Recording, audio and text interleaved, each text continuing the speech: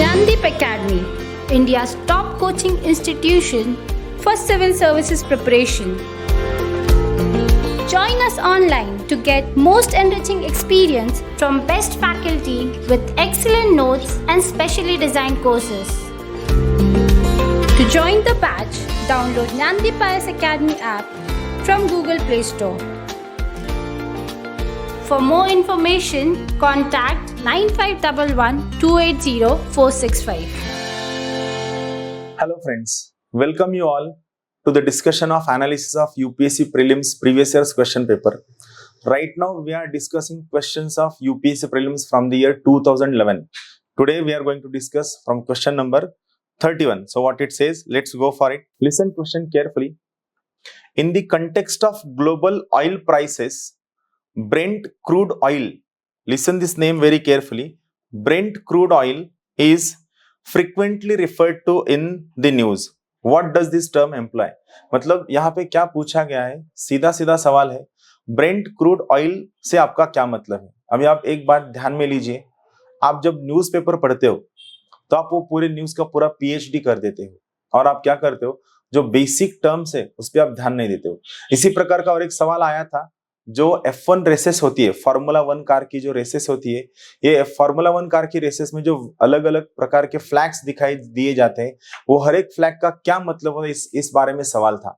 और हम क्या करते हैं, कौन F1 रेस कितनी बार जीता है, वो कौन से देश से था, उसका मैच द पेयर हम करते हैं, वो उसकी कौन सी कंपनी थी, और हम क्या करते हैं, वो जो पर्टिकुलर इवेंट है, वो इवेंट का जो बेसिक थिंग है, वो बेसिक थिंग हम प्रिपरेशन नहीं करते, और इस वजह से हमारे बहुत सारे क्वेश्चन सिली मिस्टेक हो जाता है. एंड देन वी से कि मैंने बहुत करंट इवेंट पढ़ा था, फिर भी मेरे सवाल और मेरे आंसर्स गलत हो गए. सो ध्यान में रखिए, आप जो कोई भी करंट इवेंट पढ़ोगे, वो करंट इवेंट पढ़ते समय उसका पीएचडी करने से पहले आप उस करंट इवेंट के बारे में जो बेसिक इंफॉर्मेशन है, वो बेसिक इंफॉर्मेशन आप जान लीजिए, क्योंकि उस इंफॉर्मेशन के बारे में सवाल आता है. सो आज का सवाल है, पहला जो 31st क्वेश्चन है वो है ब्रेंट क्रूड ऑयल के बारे में. सो ये क्या है, देखिए, सिर्फ फर्स्ट चीज हम पहले सभी ऑप्शंस देखेंगे. It is a major classification of crude oil. देखिए, ये तो सबसे सही बात है कि ब्रेंट क्रूड ऑयल मतलब ये कोई तो भी क्लासिफिकेशन होगा और ये मेजर क्लासिफिकेशन होगा, ये भी हमें ध्यान में रखना है. सो अगर ये पहला पॉइंट अगर सही है तो बेसिकली आपका ऑप्शन नंबर ए चला जाएगा, क्योंकि इसमें क्या है, वन ऑप्शन दिया नहीं है. आपको एलिमिनेशन मेथड का यूज फर्स्ट टाइम से करना है. दूसरी, it is sourced from North Sea. अभी देखिए, हमें ये पता नहीं है कि ये नॉर्थ सी में से आता है या नहीं, क्योंकि हमने बेसिक पढ़ा नहीं है. हमने बहुत जगह ब्रेंट क्रूड ऑयल पढ़ा है, उसके बारे में हमने न्यूज़पेपर में देखा है, लेकिन हम उसके बारे में कभी जानने की कोशिश कोई नहीं करता है.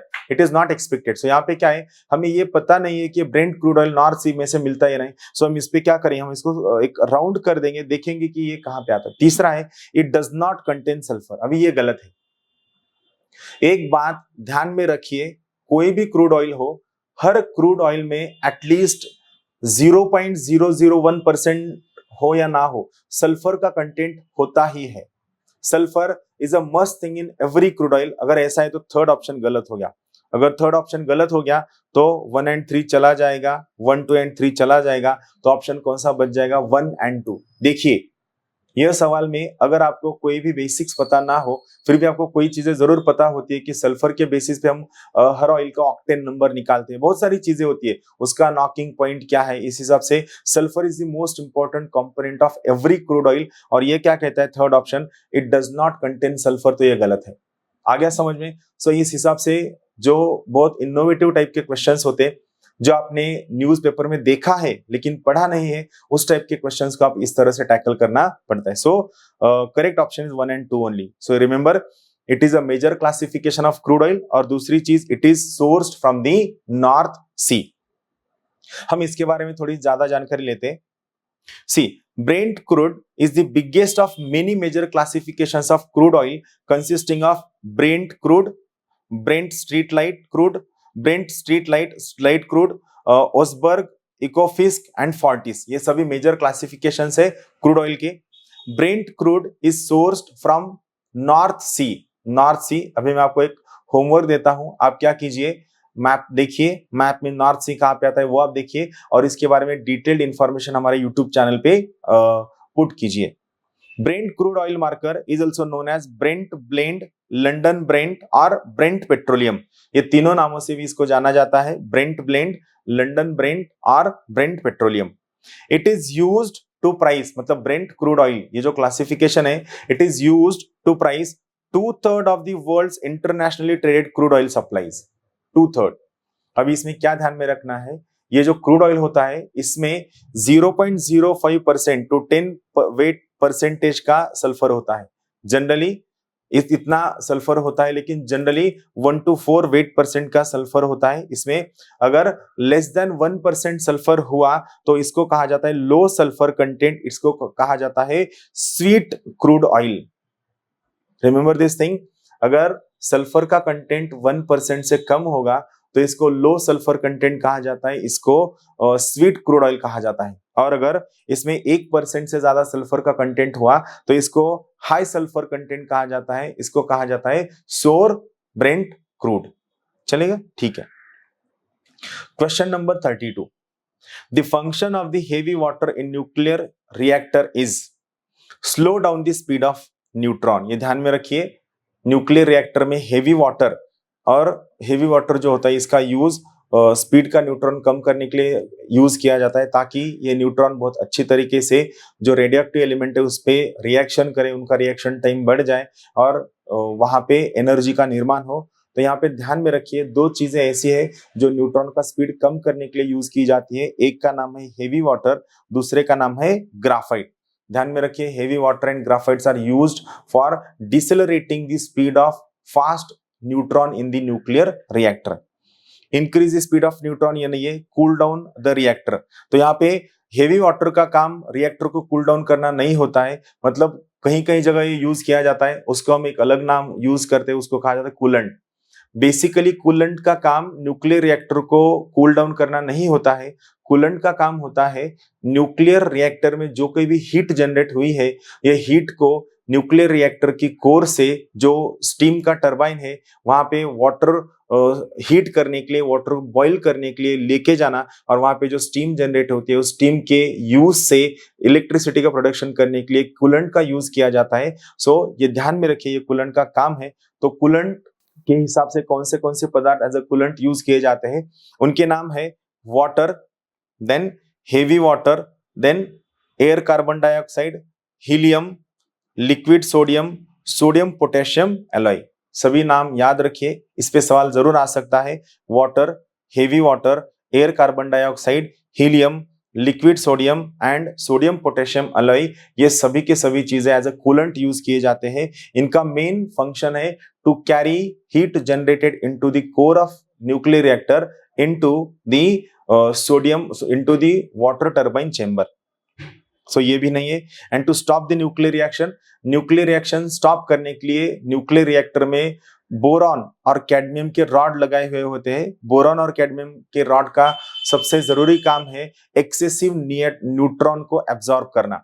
Remember, boron and cadmium are absorbent of neutron. वो क्या करते हैं, न्यूक्लियर रिएक्टर के कोर में जो एक्सेसिव न्यूट्रॉन होते हैं उनको एब्जॉर्ब करते हैं और न्यूक्लियर रिएक्टर को स्टॉप करते हैं, बोरॉन एंड कैडमियम. अगला सवाल है question number 33. In India, if a religious sect और community is given the status of national minority, what special advantages it is entitled to.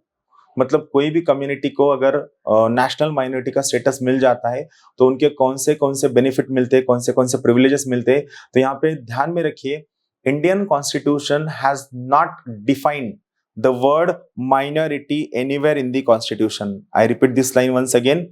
The word minority is not defined anywhere in the constitution, but Indian constitution do mentions the word minority. यहाँ पे Indian constitution दो प्रकार के अल्पसंख्याकों को recognition देता है. एक है लिंग्विस्टिक माइनॉरिटी और दूसरा है वो है religious minority. So remember this thing, Indian constitution recognizes two kinds of minorities. One is linguistic minority, second is religious minority. तो यहाँ पे ये जो minorities है इनको क्या क्या benefits मिलते हैं उसके बारे में दिया हुआ है. So first, the minorities can establish and administer exclusive educational institution. Yes, it's a true thing.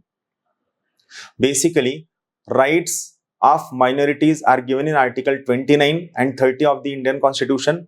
Article 29 talks about cultural rights of minorities and Article 30 talks about educational rights of minorities. यहाँ पे एक बात आपको ध्यान में रखनी है, article 29 is applicable to minority as well as majority. क्यों?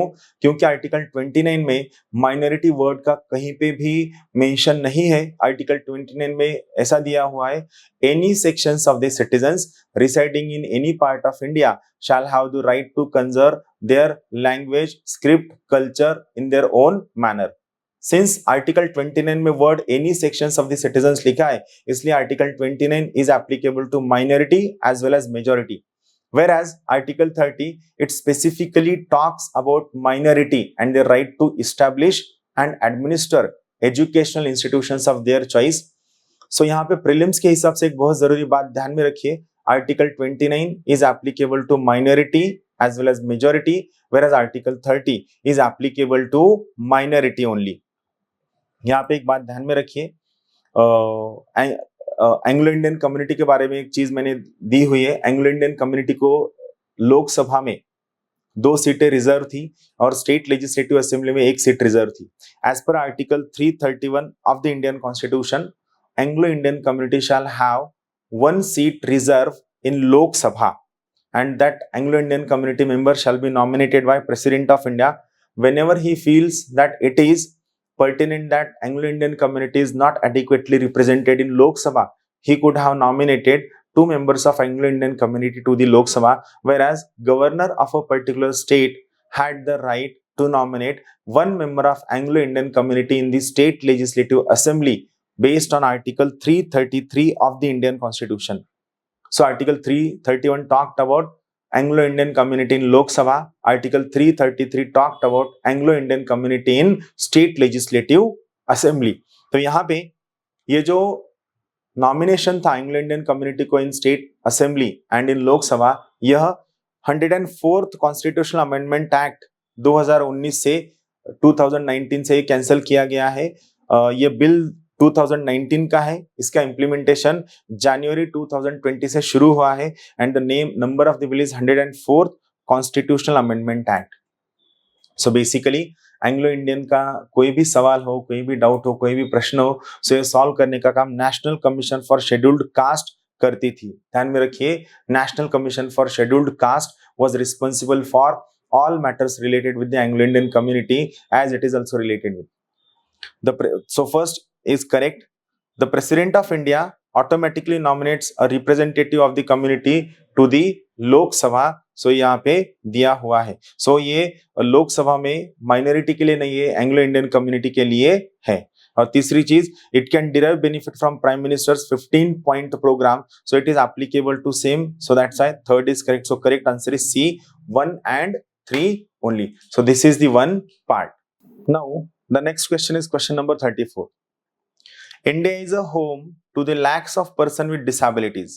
What are the benefits available to them under law? Right? Free schooling till the age of 18 years in government run schools. Now these are very general questions and it happens that we may not know specific answers to these questions specifically from government schemes. So what could be the answer? हम क्या करेंगे, हम यहाँ पे elimination कैसे होता है ये देखेंगे. So सबसे पहली चीज, पर्सन विद डिसेबिलिटीज जिनको दिव्यांग कहा जाता है, हम तीनों भी ऑप्शन पढ़ेंगे और इसमें से कौन से ऑप्शन पे हम कौन सा कैंसिल कर सके हम देखेंगे. So पहला, पता नहीं है हमें ऐसा होता है या नहीं. दूसरा, preferential allotment of land for getting a business, ये भी हमें श्योरली पता नहीं है ये सबको मिलता है या नहीं मिलता है. और तीसरा, रैम्प्स इन दी पब्लिक बिल्डिंग, ये हमें पता है कि जो दिव्यांग व्यक्ति है उन सभी के लिए हर पब्लिक बिल्डिंग में, यहाँ पे प्राइवेट बिल्डिंग नहीं लिखा है, अगर प्राइवेट बिल्डिंग लिखा होता तो अलग बात होती, यहाँ पे पब्लिक बिल्डिंग लिखा है. सो हर पब्लिक बिल्डिंग में it is compulsory that there should be ramp. So third option is must. अगर तीसरा मस्ट है तो ऑटोमेटिकली पहला ऑप्शन चला जाएगा. Now what remain, 2, 3, 1, 3 and 1, 2, 3.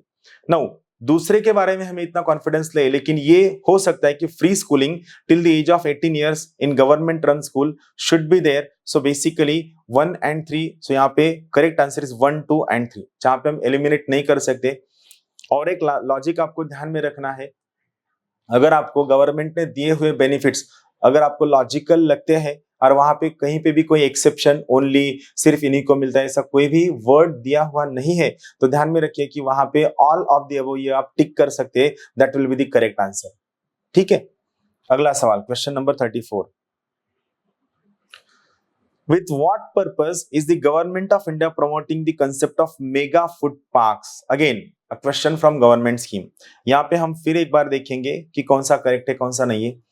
To provide good infrastructure facilities for food processing industry. So पहला तो करेक्ट होना ही चाहिए क्योंकि कोई भी फूड पार्क जैसे कि इंडस्ट्रियल पार्क हो या फूड पार्क हो या टेक्सटाइल पार्क हो, तो हर पार्क की जगह basically availability of good infrastructure ये सबसे बेसिक है। सो फर्स्ट ऑप्शन करेक्ट होना ही चाहिए। अगर पहला ऑप्शन करेक्ट है तो ऑप्शन नंबर सी चला जाएगा। आप ध्यान में रखिए, आप कोई भी पार्क देखो, आपको पूरा पढ़ना नहीं है, लेकिन वो हर industrial park, textile park, biotechnology park या आईटी पार्क होगा, हर जगह इंफ्रास्ट्रक्चर के बारे में कहा गया है। सो सी ऑप्शन चला जाएगा। दूसरा, to increase the processing of perishable items and reduce wastage, ये भी लॉजिकल है, ये हमें जरूरी है क्योंकि प्रोसेसिंग एक एस्टिमेट के हिसाब से in India there is wastage of almost 30% of food grains every year due to lack of good storage facilities and poor processing capacity. So दूसरा भी करेक्ट है। 1 and 2 अगर करेक्ट हो गया तो पहला ऑप्शन चला जाएगा। Now question remains about third one, to provide emerging and eco friendly food processing technologies to entrepreneur. C, सबसे पहली चीज ये ध्यान में रखिए कि इंडिया में फूड प्रोसेसिंग इंडस्ट्री बहुत स्ट्रांग नहीं है। इंडिया में फूड प्रोसेसिंग इंडस्ट्री ये बहुत एडवांस भी नहीं है। तो यहाँ पे हमें basically starting food processing industry and giving good weightage to food processing industry हमारा सबसे पहला टारगेट होना चाहिए। जब हम इस इंडस्ट्री में एक मकाम पे पहुंच जाएंगे, एक हाइट पे पहुंच जाएंगे, तब हमको इको फ्रेंडली या बाकी की टेक्नोलॉजी के बारे में वर्क करना है। सो थर्ड ऑप्शन यह गलत हो जाएगा, इसलिए by logic 1 and 2 is the correct answer. यहाँ पे कुछ एडिशनल इंफॉर्मेशन है। सबसे पहली चीज ध्यान में रखिए, this mega food park is a flagship programme of the government of India. This flagship program was launched by Government of India during 11th 5-year plan. इसका विजन 2015 तक का था, विजन 2015 तक का था। It was launched by Ministry of Food Processing. तो इनका जो टारगेट्स था जिस पे सवाल आ सकता है, सबसे पहला टारगेट था to raise processing of perishable items from 6% to 20%। अब यहाँ पे पेरिशेबल आइटम में क्या क्या आता है? वेजिटेबल, फ्रूट, फ्लावर, जो चीजें बहुत जल्दी खराब हो जाती है वो सब पेरिशेबल में आती है। तो इनका processing right now we have 6% of processing, तो ये हमें बढ़ाकर 20% करना है। दूसरी चीज, हमें वैल्यू एडिशन करना है। राइट नाउ के 20% से हमें 35% तक वैल्यू एडिशन इंप्रूव करना है। तीसरी चीज, share of global food trade right now जो 1.5% है ये हमको बढ़ाकर करना है 3% बाय द ईयर 2015। सो ये तीनों भी चीजें ध्यान में रखिए। इसी प्रकार का फूड प्रोसेसिंग के बारे में कोई भी अगर नया वाला ऑब्जेक्टिव आता है, पॉलिसी आता है, तो वो आपको ध्यान में रखना है। अगला सवाल question number 36, the authorisation for withdrawal of funds from the consolidated fund of India must come from, so it is very straightforward question, must come from Parliament of India. Now here the very simple factual bit is the permission to withdraw money out of consolidated fund of India is given by Parliament of India under an important article which is 114. Article 114 is responsible for an important bill which is called as appropriation bill. So remember, this appropriation bill, it legalizes the expenditure side of the government. I repeat once again, Article 114 appropriation bill, it legalizes expenditure side of the government. It means to spend money out of consolidated fund of India, permission of parliament is needed. It means you need law of the parliament, and that law of the parliament is called as appropriation bill. सबसे पहली चीज तो यहाँ पे consolidated fund of India के साथ और दो अलग फंड्स होते हैं, उनके नाम है आर्टिकल 266 में दो फंड्स होते हैं। एक है कंसोलिडेटेड फंड ऑफ इंडिया, दूसरा है public account of India. I repeat once again, Article 266 में दो फंड्स होते हैं, एक है कंसोलिडेटेड फंड ऑफ इंडिया, दूसरा है पब्लिक अकाउंट ऑफ इंडिया। अगर आपको कंसोलिडेटेड फंड ऑफ इंडिया में से मनी निकालने हैं तो पार्लियामेंट की परमिशन जरूरी है, उसको हम कहते हैं अप्रोप्रिएशन बिल। अगर आपको पब्लिक अकाउंट ऑफ इंडिया में से पैसे निकालने हैं, so you can spend this money out of public account of India with the permission of executive. मतलब आप मंत्री की परमिशन से पब्लिक अकाउंट ऑफ इंडिया में से पैसे निकाल सकते हैं, और ये जो पैसे हम पब्लिक अकाउंट ऑफ इंडिया में से निकाल सकते हैं, they are mostly in the form of banking transactions. I repeat once again, most of the money spent from public account of India are mostly in the form of banking transactions. और तीसरी चीज, article 267, it talks about contingency fund of India. Article 267 talks about contingency fund of India. Now this contingency fund of India has been constituted with an act of 1965. तो यहाँ पे contingency fund of India में से अगर आपको पैसा खर्च करना है तो ये पैसा आप प्रेसिडेंट की परमिशन से खर्च कर सकते हो, राष्ट्रपति की परमिशन से खर्च कर सकते हो, लेकिन ये पैसा खर्च करने के time you need signature of finance secretary. तो तीन स्ट्रेट फॉरवर्ड चीजें हैं। कंसोलिडेटेड फंड ऑफ इंडिया में से अगर पैसा खर्च करना है तो ये पैसा पार्लियामेंट की परमिशन से खर्च होगा। पब्लिक अकाउंट ऑफ इंडिया में से अगर पैसा खर्च करना है तो ये पैसा एग्जीक्यूटिव मिनिस्टर की परमिशन से खर्च होगा, और कंटिजेंसी फंड ऑफ इंडिया में से अगर पैसा खर्च करना है तो ये पैसा प्रेसिडेंट की परमिशन से, लेकिन उनके बिहाफ से फाइनेंस सेक्रेटरी की सिग्नेचर से ये पैसा खर्च होगा। सो it is question number 36। All revenues received by union government by way of taxes and other receipts for the conduct of government business are credited to consolidated fund of India. So ये straight forward question है और इसका straight answer है। ध्यान में रखिए, all of the or most of the funds received by government of India goes in the consolidated fund of India, which has an important article 266। Government को जो भी पैसा मिला है ये पूरा का पूरा पैसा आर्टिकल 266 के हिसाब से कंसोलिडेटेड फंड ऑफ इंडिया में चला जाता है। Question number 38, again a very simple question. Microfinance is the provision of financial services to people of low income group. This includes both the consumer and self-employed. The service or services rendered under the microfinance are, अभी हम एक एक answer देखेंगे। Credit facility, तो ये सबसे बड़ी बात है कि आपको माइक्रो फाइनेंस या सेल्फ हेल्प ग्रुप है, इसमें सबसे पहली चीज क्या मिलती है, आपको लोन मिलता है, आपको क्रेडिट फैसिलिटी मिलती है। So first option is correct. अगर पहला ऑप्शन करेक्ट है तो यहाँ पे सी ऑप्शन चला जाएगा। दूसरा, सेविंग फैसिलिटी, हाँ बराबर है, आपकी जो कोई भी माइक्रो फाइनेंस इंस्टीट्यूशन है यहाँ पे आप पैसा जमा कर सकते हो। सो दूसरा ऑप्शन भी सही है, you can deposit your money. So अगर दूसरा करेक्ट है तो पहला ऑप्शन चला जाएगा, बी ऑप्शन चला जाएगा, बाकी अगर हम दो ना पढ़े तो भी चलेगा। Correct option is 1, 2, 3 and 4। Remember, micro finance is a very broader term. It encompasses every economic activity specifically related with the vulnerable and weaker sections of the Indian society. So इस हिसाब से correct answer is 1, 2, 3 and 4।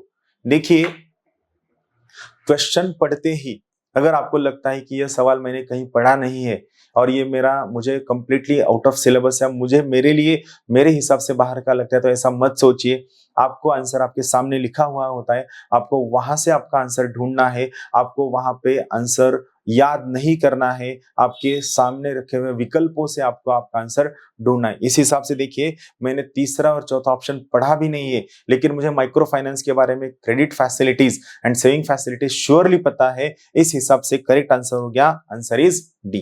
Clear? Then question number 39।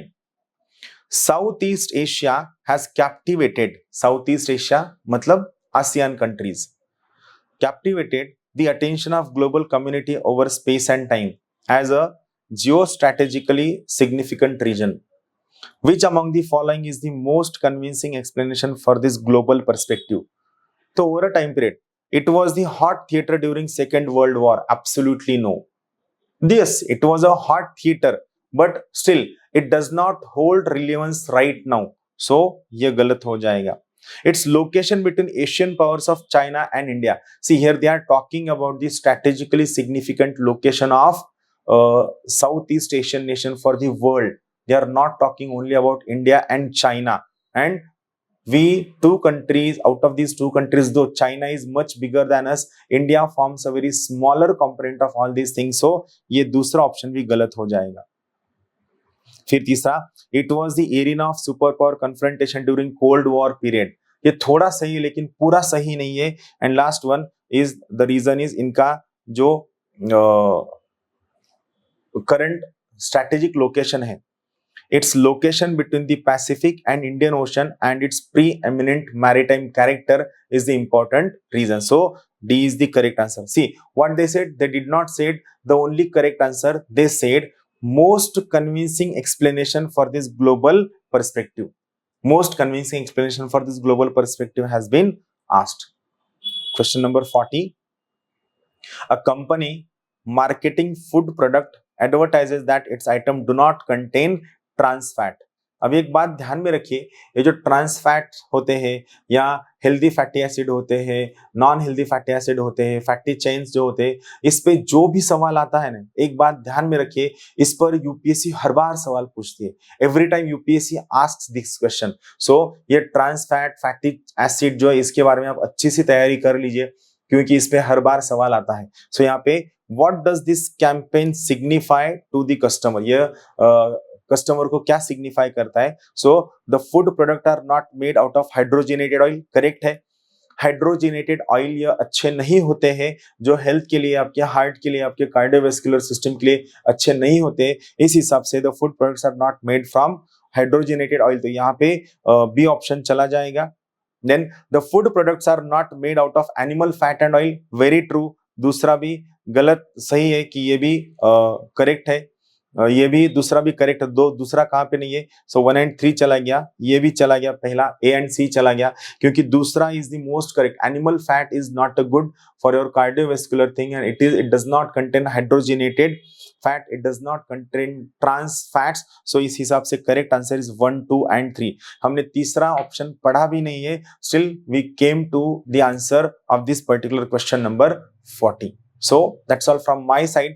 These are the important questions that we have discussed. Tomorrow again we'll be coming with more number of questions. Till then, keep watching. Thank you. Have a good day.